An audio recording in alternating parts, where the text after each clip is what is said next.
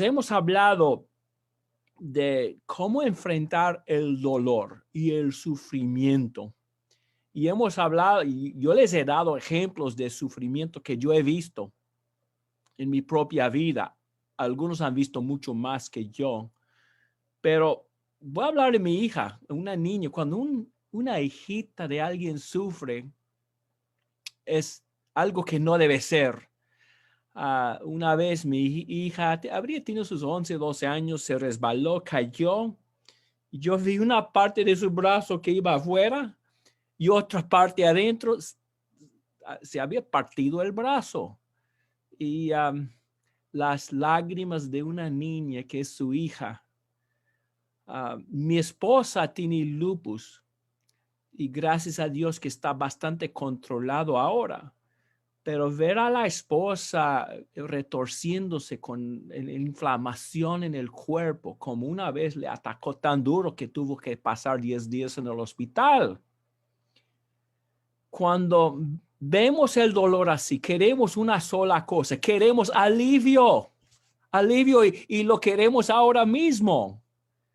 Pero no siempre aparece el alivio, no siempre hay. Vivimos en un mundo de dolor.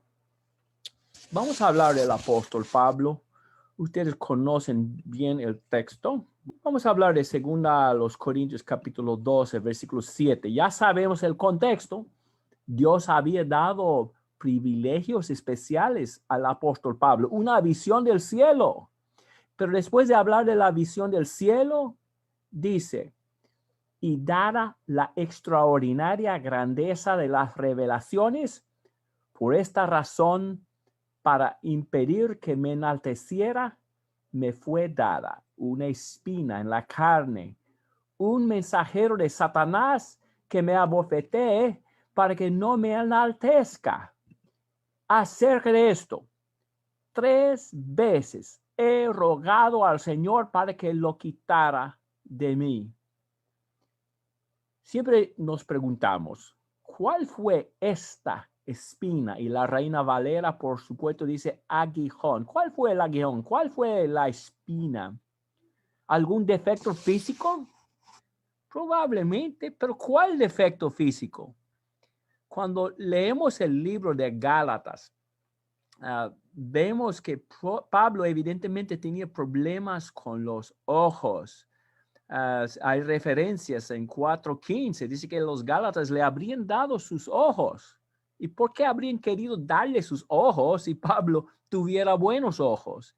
Y 6:11 habla de escribir con letras muy grandes. Es algo que pasa a nosotros por más años que tengamos, al comenzar a fallar los ojos. Hay otras sugerencias, que Pablo era un tartamudo, lo sacan de Corintios, que no vino con excelencia de palabras. Para mí dudo que sea eso. Algunos dicen la malaria, problemas con el estómago, dolores de la cabeza, un problema emocional. Quizás tuvo pesadillas en la noche, quizás volviendo a ver al mártir Esteban muriendo apedreado.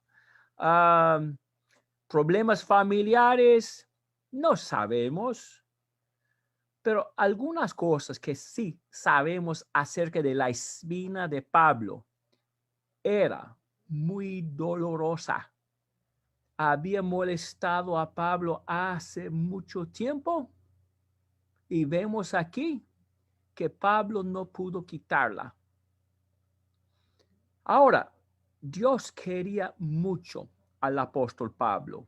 ¿Cómo Dios iba a responder a esta súplica de su querido Pablo? Versículo 9. Y él me ha dicho, te basta mi gracia, pues mi poder se perfecciona en la debilidad. 2 puntos. Te basta mi gracia. Segundo punto, pues mi poder se perfecciona en la debilidad. Van a ser los 2 puntos principales de este mensaje. Te basta mi gracia, mi poder se perfecciona en la debilidad. Bueno, vamos a pensar en la gracia de Dios. Una versión en inglés dice, mi gracia es suficiente para ti. ¿Y por qué la gracia, el favor no merecido de Dios, era suficiente para Pablo y es suficiente para nosotros hoy en día? Muchas veces nos damos cuenta de que la palabra gracia en la Biblia nunca se asocia con algo pequeño. Un poco de gracia, pobre gracia. Siempre se asocia, esta palabra siempre se asocia con superlativos. Efesios 1, 7 y 8. Las riquezas de su gracia que ha hecho abundar para con nosotros. Nada pequeño ahí. Primera a Timoteo 1:14. Pero la gracia de nuestro Señor fue más que abundante. Según a los Corintios 9:8, y aquí está hablando de cómo la gracia de Dios obraba en la gente de Macedonia. Y Dios puede hacer que toda gracia abunde para vosotros. Según a los Corintios 9:14, la sobreabundante gracia de Dios en vosotros. La gracia que se veía en los macedonios también era disponible para los cristianos. Al pensar en la gracia, casi siempre pensamos en la salvación del pecado, porque por gracia habéis sido salvados por medio de la fe, y esto no de vosotros, sino que es don de Dios. Y es correcto. Somos salvos por la gracia, y ahí está lo fundamental. Pero la gracia de Dios es aún más profundo, va más allá de la salvación que Dios nos ha dado y llega al punto de que Dios nos acepta y nos aprueba. Uno puede salvar a otro de algo, pero sin verlo de agrado. A veces aquí en Nueva York hay un borracho que se cae en la vía del tren o el subte, yo creo como dicen allá en el cono sur, y sale, se echa ahí un buen samaritano, como lo llamamos, a la vía del tren, agarra al borracho y le salva justo antes de llegar el subte o el tren. Ahora, salvó al borracho, pero no le ve con agrado. Pero cuando hablamos de la gracia de Dios, estamos hablando de algo que no solamente es la base de nuestra salvación, sino que Dios nos ve con aprobación y con amor y con agrado por medio de la sangre de Cristo. Santiago 1:18, Él nos hizo nacer por la palabra de verdad. ¿Para qué? Para que fuéramos las primicias de sus criaturas, para que tuviéramos un alto puesto entre la creación de Dios. Muchas veces en la vida queremos que otros nos vean con agrado.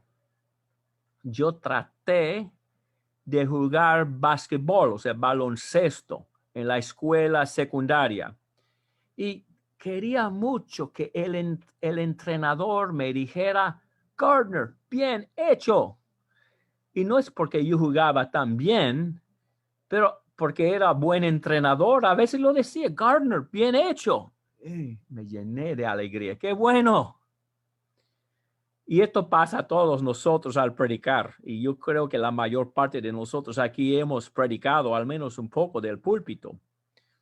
A veces la gente sale después de la predicación y como una cortesía, dicen, buen mensaje, gracias.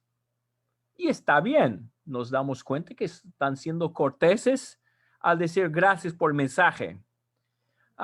Pero a veces hay otros, como ustedes, que se esfuerzan en predicar desde el púlpito, y cuando alguien como ustedes sale y dice buen mensaje y con sinceridad, esto pesa más, porque ustedes saben cómo es organizar un mensaje.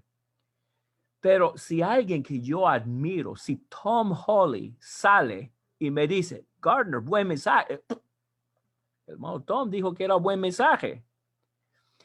Pero cuando mi papá dice, Gardner, buen mensaje, eso sí significa mucho.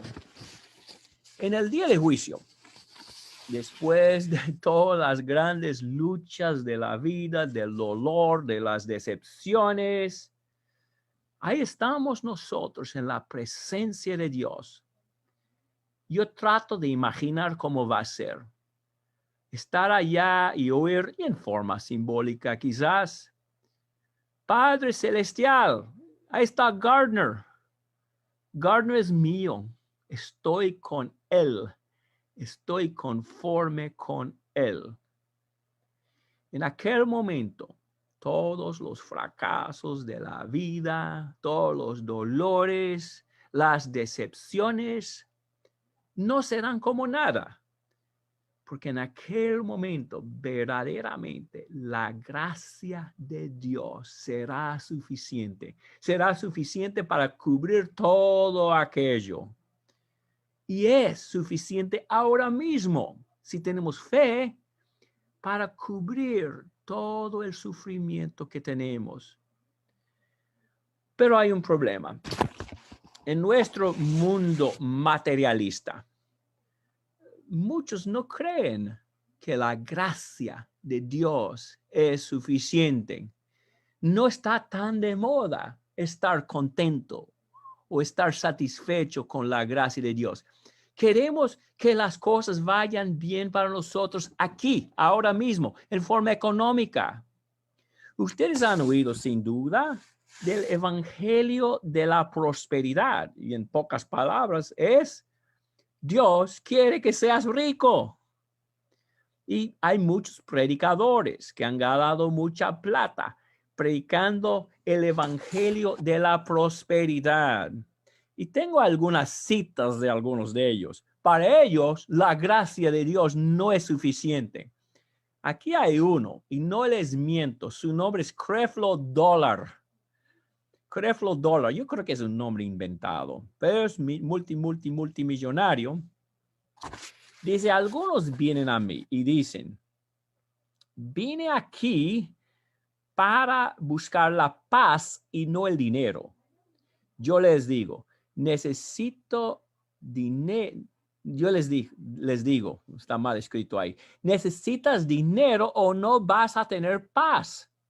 Algunos dicen que todo tiene que ver con la paz, el gozo y el amor. No, tiene que ver con el dinero. Ahí está, y con esa cita se entiende perfectamente el evangelio de la prosperidad. Y otro predicador que es más popular dice, si estás luchando económicamente, no tienes victoria. Piensa un poco en esto. Si estás luchando económicamente, no tienes victoria. ¿Cuánto dinero tenía Jesucristo? No tenía ni dónde recostar la cabeza. Y el apóstol Pablo pasando necesidad. La iglesia en Esmirna, una iglesia pobre en dinero, pero rica espiritualmente. Pero este concepto de ser rico espiritualmente no vale nada para los que creen en el evangelio de la prosperidad. La gracia de Dios no es suficiente, no basta para ellos. Pero Cristo dijo, mi gracia es suficiente para ti. Te basta mi gracia. Nosotros queremos ser sanados de las enfermedades y yo sé, ya que están cerca de Brasil, que han visto esta secta. Pare de sufrir. El nombre de la secta es Pare de sufrir. Ahí creen que la gracia de Dios es suficiente. No, la idea es que Dios quiere sanarte físicamente. Yo creo que Dios no nos promete riquezas económicas. Tampoco Dios nos promete la sanidad física. Y yo creo que a veces los textos que citan para decir que sí, tienen que ver con la sanidad espiritual. Estoy pensando especialmente en Santiago 5. Debemos tener cuidado al dar, entre comillas, nuestros propios testimoniales. Sé que Dios me sanó de esta enfermedad, del cáncer, y quizás en forma indirecta, pero cuidado con las afirmaciones. El Facebook está lleno de este tipo de testimonial y hay hermanos que han perdido a seres queridos, que han tenido la misma enfermedad. A veces yo estoy pensando en una buena congregación y una hermana ahí tenía cáncer. Y vino un día y dijo, el médico dice que no ve el cáncer. Y todos comenzaron a decir a todo el mundo, Dios la sanó de cáncer. Y como 3 o 4 meses más tarde, la hermana estaba muerta. O sea, cuando no sabemos, mejor no decir, no dar un testimonial. Pero, ¿qué nos dice Dios? No nos olvidemos.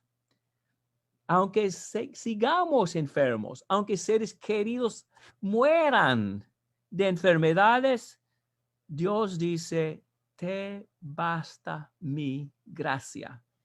Mi gracia es suficiente para ti. ¿Lo creemos? ¿Lo creemos de verdad? A veces cuando citamos este texto, mi gracia es suficiente para ti, algunos no están satisfechos, no les gusta, no hay más.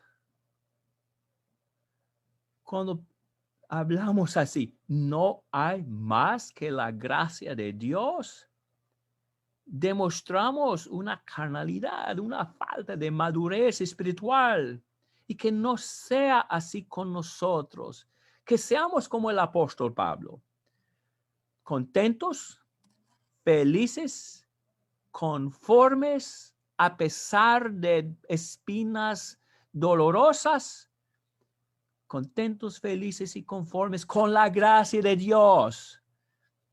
No necesitamos más que ella. Ahora vamos a pensar en la segunda parte del texto. Mi poder se perfecciona en la debilidad. ¿Cómo esto fue el caso en la vida de Pablo? Muchas veces el éxito y aún el éxito espiritual a veces produce mucho orgullo. A veces los predicadores que son los más elocuentes, los más impresionantes, los más inteligentes, son los que más fuertemente caen. Porque el éxito, aún el éxito que parece ser éxito espiritual, les arruina. ¿Y quién tenía más éxito espiritual que nadie? Aparte, por supuesto, de Jesucristo, quizás el apóstol Pablo. ¿Qué dijo el apóstol Pablo en cuanto a esta espina dolorosa que tenía? Le ayudó a no enaltecerse sobremanera. Tanto éxito has tenido, Pablo. Pero miren mi espina en la carne. Le sirvió. Aunque habría querido aprender la lección de otra forma, le ayudó a no enaltecerse sobremanera. También le ayudó a poner su confianza en Dios y no en sí mismo. Y a veces cuando hay mucho éxito comenzamos a pensar, miren lo que yo he hecho. Pero la espina le hizo recordar a Pablo que no era así el caso. La última parte de 9. Por tanto, muy gustosamente me gloriaré más bien en mis debilidades, para que el poder de Cristo more en mí. Por eso me complazco en las debilidades, en insultos, en privaciones, en persecuciones, y en angustias por amor a Cristo, porque cuando soy débil, entonces soy fuerte. Fíjense en esta última línea. Cuando soy débil, entonces soy fuerte. Cuando todo va bien, tendemos a confiar en nosotros mismos. Pero con las espinas dolorosas, sabemos que no somos nada ni nadie sin Dios. Y buscamos fuerza de Dios. ¿Usted se ha dado cuenta de cómo es verdad esto? A veces los que son más débiles físicamente son más fuertes espiritualmente. Usted ha tenido amigos que sufren mucho en el cuerpo, pero tienen un espíritu más fuerte de lo que uno puede imaginar. Cuando yo era un niño, mi papá se mudó a Alabama, Athens, Alabama, una congregación bastante grande, tenían como 300 miembros. Y había un hermano ahí que le llevaban a la iglesia en su, era como una, ¿cómo se dice? Cama de campaña, algo así, algo que tenía que no podía ni estar en un sillón de ruedas, tenía que estar acostado, era paralizado desde el cuello para abajo. Sí podía mover los brazos, podía mover los ojos, pero nada más pudo moverse. Y yo tenía miedo de él como niño. Pero alguien me dijo, ese señor es un radioaficionado. Eso de radioaficionado me llamó la atención. Y él me vio mirando, le dije, ven, ven. Y le dije, señor, ¿usted es radioaficionado? Sí. ¿Por qué no ve? Debes venir a mi casa y ver mi radio. Y comenzó a darme mucha atención. Me ayudó a sacar licencia de radioaficionado. Pero era un hermano sumamente respetado en aquella congregación, porque tenía una fuerza interior, una fe viva que yo he visto en pocos en mis años como cristiano. Yo le conocí como 7, 8 años y entonces su cuerpo no pudo más. Cuando era joven, yo estaba en el gimnasio y sabían que era muy buen amigo de él y se me acercaron y me dijeron, tu amigo Billy ha fallecido. Y lloré. Y a una hora, al volver a pensar en su vida, yo me pregunto, si mi hermano Billy hubiera tenido un cuerpo normal, ¿habría sido tan fuerte espiritualmente? Quizás no, porque siendo tan débil físicamente como era mi amigo, fuerte espiritualmente. Había un joven predicador en Alabama. Yo le conocí, le había llegado a conocer, no muy bien, pero sí, en algo era muy popular, muy cariñoso, siempre feliz.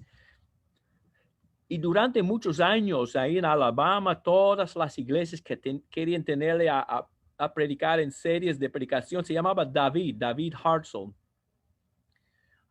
Pero tuvo un golpe en su cuerpo, tuvo un tumor en el cerebro y habría tenido como 30 años cuando esto pasó y tuvieron que sacar el tumor. Pero gracias a Dios que pudo volver a predicar después de 1 año o 2. Y algunos me dijeron, las predicaciones de David son muy profundas ahora. No es que predicaba mal anteriormente, pero después de este golpe, después de esta debilidad del cuerpo, se profundizó mucho. ¿Qué había pasado a David? Al llegar a estar débil, se puso fuerte. Lamentablemente, el tumor regresó después de algunos años. David quedó deshabilitado y falleció hace algunos años. Pero ustedes también podrían darme ejemplos de personas en su vida que han sido débiles físicamente, pero fuertes espiritualmente. Yo les voy a dar, normalmente no me gusta dar ejemplos personales, pero les voy a dar un ejemplo personal. Hace como 20 años que yo tuve una colonoscopía y al estar ahí, cuando me pusieron los cables para monitorizar cómo estaba yo durante ese examen, yo vi a las enfermeras susurrando y hablando y señalando el monitor del corazón. Ahora, eso no es muy bueno. Si alguien aquí que está enfermero o enfermera, no hagan eso. Porque sí, y es verdad, al terminar todo se me acercó el gastroenterólogo y me dijo, señor, usted tiene que ir a ver a un cardiólogo. ¿Y por qué? Le pregunté. Bueno, tiene una arritmia, pero no quiero hablarle, no es mi cosa, pero usted tiene que hablar con un cardiólogo. Ok, le dije. Y fui al cardiólogo y me dijo, sí, señor, usted tiene una arritmia que muchas veces indica que usted ha tenido un infarto. ¿Qué? Sí, es una arritmia que acompaña muchas veces los infartos. Les puedo decir luego si quieren en inglés lo que significa. Ni apenas lo puedo decir en inglés, menos en español. Pero le digo, tenemos que darle algunos exámenes y me dieron varios, inclusive me dieron una prueba de estrés cardíaco. Y al verlo, el médico me dijo, señor, usted ha tenido 2 infartos. Yo veo ahí en el corazón. Y me preguntó, ¿usted tiene dolores en el pecho? Yo estaba comenzando a tener dolores en el pecho. Después, al oír esta noticia, sí, un poco le dije. Bueno, tenemos que ingresarle al hospital. Era un viernes, pero hay un examen que le podemos dar pero el lunes, el cateterismo cardíaco. Y ahí estaba yo en el hospital esperando eso. Y pensé, yo he tenido 2 infartos. Quizás el próximo no sea tan liviano. ¿Y cuánto tiempo más me quedo aquí en el mundo? Y por supuesto, más que nada, iba pensando en mi familia, mi esposa, pero a la vez me sentí muy desprendido del mundo. En el camino al hospital había caído una nieve bonita. A mí me gusta la nieve, pero dije, ¿será la última nevada que voy a ver? Y aquella noche en el hospital, yo estaba ahí, se fue mi esposo, no le dejaron quedarse ahí. ¿Qué hago? Bueno, prendí el televisor, había un juego de fútbol norteamericano y normalmente me gusta el fútbol norteamericano y un poco el fútbol, pero me sentí desprendido. ¿Qué importa quién gana? No importa tanto. Y había propaganda, propaganda de Toyota. A mí me gusta la marca Toyota, pero pensé, ¿qué importa? No importa mucho, a fin de cuentas. Y el lunes me llevaron en ambulancia a otro hospital y me dieron el cateterismo cardíaco y el médico me dijo, bueno, su corazón está bien. Al principio le dije, entonces, ¿por qué usted me asustó tanto? Pero me sentí aliviado. Pero a la vez me di cuenta de que aquella sensación de desapego en cuanto al fútbol, en cuanto a las cosas del mundo, era saludable. Y oré a Dios pidiendo que me ayudara a mantener aquel sentido de desapego. ¿Por qué? Porque cuando soy débil, entonces soy fuerte. La vida muchas veces no procede como esperamos. Me gusta hablar con los jóvenes cristianos y oír de sus sueños, los sueños de la juventud. Y si son cristianos especialmente, siempre quieren dar prioridad a Dios, pero dicen, mis planes, yo espero ir a la universidad, yo voy a estudiar esta carrera y hasta tengo beca para estudiar esta carrera. y yo espero que me dé un buen trabajo. Y al salir de la universidad, yo quiero casarme con una buena esposa, tener un matrimonio feliz, sin problemas, sin complicaciones. Yo quiero tener una familia perfecta. Yo quiero tener a niñitos buenos, que les sacan buenas notas, les gustan los deportes, les gusta también el estudio bíblico. Yo quiero tener a hijas bonitas que buscan las cosas de Dios. Y siempre mis hijos que van a buscar mi consejo y aceptarlo. Y siempre cuando oímos este tipo de sueño, dentro de nosotros mismos nos sonreímos, porque sabemos que hay algo que siempre se mete en todo eso, y es la realidad. La realidad. Es que la universidad muchas veces no es tan fácil como imaginaban. Hay una materia que se llama la química. Y luego quizás encuentran un trabajo, pero tienen un mal jefe. Y es más complicado que nunca ahora encontrar a un buen compañero para la vida. Y hay un gran grupo de solteros que llegan a tener sus 30 años, sus 40 años sin encontrar su pareja, porque es muy complicado hoy en día.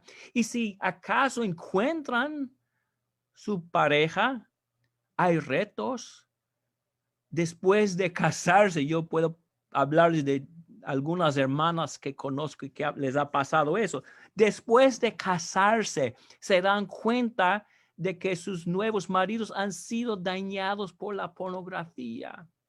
Y hay esposas que han sido dañadas con el materialismo. Y entonces llegan los hijos. Y los hijos no son fáciles, y especialmente cuando llegan a ser jóvenes, a veces se rebelan, tienen sus propias espinas, sus problemas físicos, sus problemas emocionales. Y a veces es como si todos estos problemas estuvieran por caernos por encima, estuvieran por caerse por encima de nosotros de una vez. Y clamamos a Dios. Dios, quita todos estos problemas. ¿Y cómo Dios responde? Ya sabemos. Dios nos dice, te basta mi gracia. Te basta mi gracia. Y sí, la salvación, la esperanza del cielo, el ser visto con agrado por el Creador del universo, basta. Podemos dejar nuestros problemas en manos de Él, echando toda vuestra ansiedad sobre Él, porque Él tiene cuidado de vosotros. Podemos hacerlo. Podemos confiar en su gracia, regocijarnos en su gracia, aun cuando salgan lágrimas debido a los problemas. ¿No es este el verdadero camino de Dios? El verdadero camino de Dios no es la prosperidad. Dios quiere que seas rico. Eso no es el camino de Dios. Pare de sufrir. Este es el camino de Dios. No es el camino de Dios. El camino de Dios es la confianza en medio del dolor, la esperanza en medio de los problemas y el gozo en medio de las pruebas. Que Dios nos ayude a aceptar este verdadero camino que nos ha mostrado Jesucristo. Lo único que es importante es que estemos dentro de la gracia de Dios. Yo sé que todos nosotros estamos dentro de Cristo. Hemos sido bautizados en Cristo. La clave es que nos quedemos ahí. Es lo único que importa. El dinero no importa, el placer no importa, el quedarnos dentro de Cristo. Esto sí es lo que nos importa. Y que dediquemos nuestras vidas a estar siempre en Él y jamás salgamos. Muchas gracias, hermano. Es todo lo que tengo.